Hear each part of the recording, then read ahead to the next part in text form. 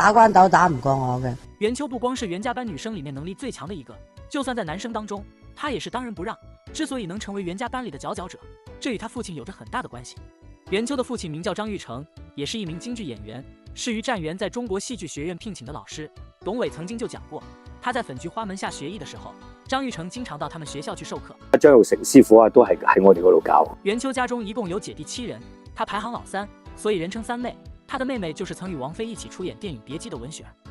當初在生袁秋的時候，張玉成就已經提前給他起好了一個名叫張轉南的名字，這個名字寓意很明確。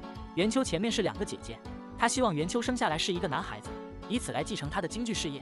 雖然身為一個女生，但是袁秋從小就活潑好動，於是張玉成打算讓袁秋繼承自己的事業。袁秋當時雖然體型瘦小，但是他肯吃苦耐勞，尤其是父親給予他的重託，讓袁秋平時練功比任何人都努力，成為了袁家班姐妹當中的佼佼者。當時我哋冇個女仔有佢咁叻。